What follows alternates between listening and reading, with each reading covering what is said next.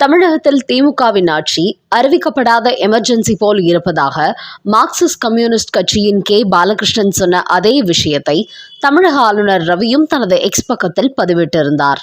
இந்த நிலையில் நேற்று மீடியாக்களை சந்தித்த தமிழக பாஜக தலைவர் அண்ணாமலை விடுத்துள்ள செய்தியில், தமிழக ஆளுநர் தேசிய கீதம் ஒழிக்கப்படவில்லை என்றுதான் சட்டசபையிலிருந்து வெளிநடப்பு செய்தார். ஆனால் தமிழ்தாய் வாழ்த்து பாடப்பட்ட போது அவர் அங்குதான் இருந்தார். ஆனால் இப்போது திமுகவினரோ தமிழ்தாய் வாழ்த்தை ஆளுநர் அவமதித்து விட்டதாக கூறுகிறார்கள். இது ஒரு திட்டமிட்ட பொய் பிரச்சாரம். தமிழ்தாய் வாழ்த்து பாடி முடித்த பிறகுதான் அவர் தேசிய கீதத்தையும் இசைக்குமாறு கூறியிருக்கிறார். அதற்கு மு.க.ஸ்டாலின் மறுப்பு தெரிவித்திருக்கிறார். அதன் பிறகுதான் ஆளுநர் ரவி வெளிநடப்பு செய்துள்ளார். அதோடு தமிழக ஆளுநர் ரவியை பொறுத்தவரை பிரதமர் மோடியை அடுத்து தமிழ் மொழி மீது மிகுந்த மதிப்பு மரியாதை வைத்திருக்கிறார். அவர் தமிழை கற்றுக்கொண்டு வருகிறார். அதோடு நாம் ராஜ்பவனுக்கு சென்றால் தமிழிலேயே பேசுகிறார். அப்படிப்பட்டவர் தமிழ்தாய் வாழ்த்தை புறக்கணிப்பாரா என்று கேள்வி எழுப்பியுள்ள அண்ணாமலை, இப்போது ஆளுநர் ரவி சட்டசபையிலிருந்து வெளிநடப்பு செய்ததற்காக திமுகவினர் ஆர்ப்பாட்டம் நடத்துகிறார்கள். ஆனால் கடந்த ஆண்டும் தான் அவர் இதே போன்று வெளிநடப்பு செய்தார். அப்படியென்றால் கடந்த ஆண்டு ஏன் திமுக ஆளுநருக்கு எதிராக போராட்டம் நடத்தவில்லை? இந்த ஆண்டு மட்டும் நடத்துவதின் அவசியம் என்ன என்று கேட்டால், அண்ணா பல்கலைக்கழக மாணவி விவகாரத்தை திசை திருப்பவே இந்த போராட்டத்தை நடத்துகிறார் மு.க.ஸ்டாலின். குறிப்பாக அவர் கட்சி சம்பந்தப்பட்ட நிர்வாகி ஞானசேகரன் இதில் சிக்கி இருப்பதோடு இதன் பின்னணியில் பல அரசியல் புள்ளிகள் இருப்பதாக சந்தேகிக்கப்பட்டு வருவதால் மு.க.ஸ்டாலினுக்கு பயம் ஏற்பட்டுள்ளது. ஞானசேகரன் பின்னணியில் இன்னும் எந்தெந்த அரசியல் புள்ளிகள் இருக்கிறார்களோ அது விசாரணையில் வெளியே வந்துவிட்டால் திமுகவுக்கு மிகப்பெரிய பின்னடைவை ஏற்படுத்திவிடும் என்பதற்காக அவர் பயப்படுகிறார். அதனால்தான் இப்போது வரை மாணவி பலாத்கார விவகாரத்தில் ஒரு முதலமைச்சராக எந்த விளக்கமும் கொடுக்காத மு.க.ஸ்டாலின் அந்த விஷயத்தை மறக்கடிக்க வேண்டும் என்பதற்காக இப்போது ஆளுநருக்கு எதிராக தனது கட்சியினரை போராட வைத்திருக்கிறார். ஆனால் இது ஒரு உப்பு சப்பில்லாத போராட்டம். அண்ணா பல்கலைக்கழக மாணவி விவகாரத்தை விசாரித்து குற்றவாளிகளை கைது செய்ய சொன்னால் அதை செய்ய தவறிய திமுக பெண்களுக்கான கட்சியா? பெண்களின் முன்னேற்றத்திற்காக இவர்கள் பாடுபடுகிறார்களா? அதோடு ஒரு மாணவி பலாத்காரம் செய்யப்பட்டதற்கு எதிராக நாங்கள் போராட்டம் நடத்தினால் எங்களை கைது செய்கிறார்கள்.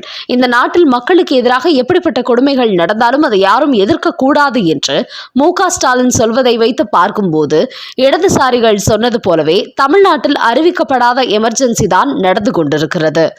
அதோடு திமுககாரர்கள் ஆளுநருக்கு எதிராக ஆபாச போஸ்டர்கள் ஒட்டுகிறார்கள். ஆனால் அதற்கு எதிராக காவல்துறை எந்த நடவடிக்கையும் எடுப்பதில்லை.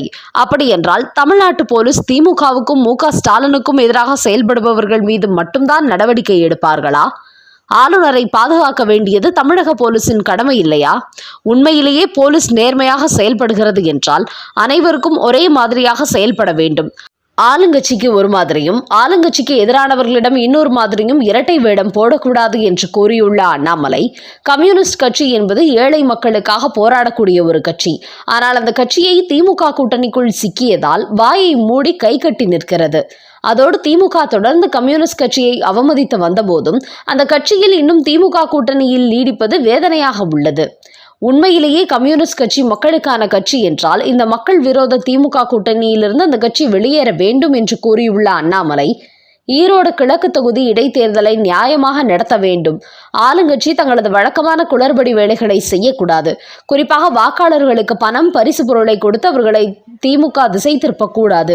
ஈரோடு கிழக்கு தொகுதியில் பாஜக வேட்பாளர் விரைவில் அறிவிக்கப்படுவார். அதற்காக தேசிய ஜனநாயக கூட்டணி தலைவர்களுடன் ஆலோசனை நடத்தப்பட உள்ளது என்று அண்ணாமலை தெரிவித்துக் கொள்கிறார். அடுத்த செய்தி, திமுக கூட்டணியில் இருக்க வேண்டும் என்றால் எங்களுக்கு ஜால்ரா போட வேண்டும், எதிர்கருத்து சொல்லக்கூடாது என்பதே திமுகவின் கட்டளையாக உள்ளது. அதன்படி திமுக கூட்டணியில் உள்ள காங்கிரஸ், விசிக, கம்யூனிஸ்ட், மதிமுக போன்ற அத்தனை கட்சிகளுமே செயல்பட்டு வருகின்றன. குறிப்பாக மதிமுக வைகோ தனது கட்சியை மு.க.ஸ்டாலினிடத்தில் ஒரு எம்பி சீட்டுக்காக அடமானமே வைத்து விட்டார். அதையடுத்து காங்கிரஸ், விசிக கட்சிகள் திமுகவுக்கு ஒத்து ஊதும் அதே வேளையில் தங்களுக்கு அதிகப்படியான சீட்டு வேண்டும் என்பதற்காக திமுகவுக்கு எதிரான கருத்துக்களை சொல்வது போன்றும் அவ்வப்போது டிராமா போட்டு வருகிறார்கள். ஆனால் கம்யூனிஸ்ட் கட்சிகள் என்பது எப்பொழுதுமே ஏழைகளுக்கான கட்சி. எந்த ஆளுங்கட்சி மக்களுக்கு விரோதமாக செயல்பட்டாலும் களத்தில் இறங்கி போராடுவார்கள் என்றாலும் தமிழ்நாட்டில் உள்ள கம்யூனிஸ்ட் கட்சிகள் கடந்த 3 ஆண்டுகளாக மு.க.ஸ்டாலினின் அடிவருடி போன்று தங்களை சுயத்தன்மையை இழந்து காணப்படுகிறார்கள். இதன் காரணமாக அந்த கட்சியின் தொண்டர்கள் மத்தியில் அதிருப்தி அதிகரித்துவிட்டது.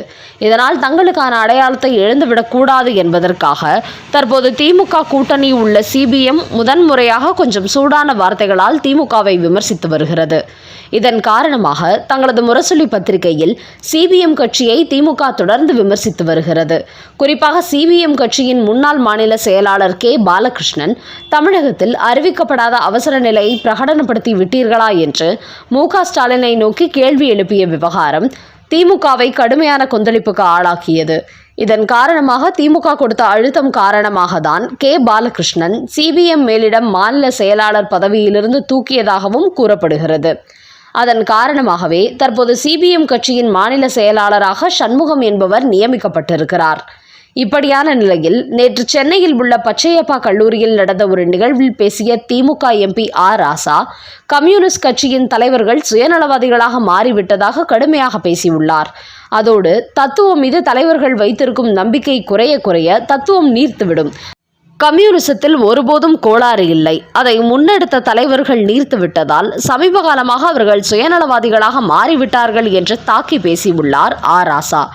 அது மட்டுமின்றி திராவிடத்தை பொறுத்தவரை பெரியார் இப்போது எங்களுக்கு தேவையில்லை, சொந்த புத்தியை வேண்டாம், நான் தந்த புத்தியை வைத்துக் கொள்ளுங்கள் என்று அவர் ஏற்கனவே எங்களுக்கு சொல்லி இருக்கிறார். பெரியாரின் தத்துவத்தை போற்றி பாதுகாக்கும் தலைவராக எங்கள் தலைவர் மு.க. ஸ்டாலின் இருக்கிறார். அதனால் ஒரு நாளும் தமிழ்நாட்டில் திராவிட அரசியல் தோற்காது என்று ஆர் ராசா தாக்கி பேசியிருக்கிறார். அவரது இந்த பேச்சு தற்போது சிபிஎம்மின் புதிய மாநில தலைவராக நியமிக்கப்பட்டு இருக்கும் சண்முகத்தை கடும் கோபத்திற்கு உள்ளாக்கி இருக்கிறது. அதையடுத்து அவர் நேற்று மீடியாக்களை சந்தித்த போது கூறுகையில், திமுக எம்பி ஆர் ராசாவின் குற்றச்சாட்டை ஏற்க முடியாது. கம்யூனிச தலைவர்களை அவர் விமர்சித்ததை பார்த்து வேதனை அடைந்தேன். அதோடு திமுக கூட்டணியில் நாங்கள் இடம் பெற்றிருந்தாலும் தவறுகளை சுட்டிக்காட்ட வேண்டியது எங்களது பொறுப்பு. நீங்கள் செய்யும் மக்கள் விரோத செயல்களுக்கெல்லாம் நாங்கள் கைத்தட்டி ஆரவாரம் செய்ய முடியாது. அதோடு திமுகவின் நல்ல விஷயங்களை நாங்கள் வரவேற்கிறோம். தவறு செய்யும் போது தட்டி கேட்கிறோம்.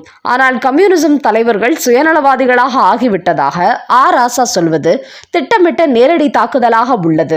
கம்யூனிச கொள்கையை யார் கையில் எடுத்தாலும் மக்களுக்காக இறங்கி போராடுவார்கள். அதைதான் சிபிஎம் செய்து வருகிறது.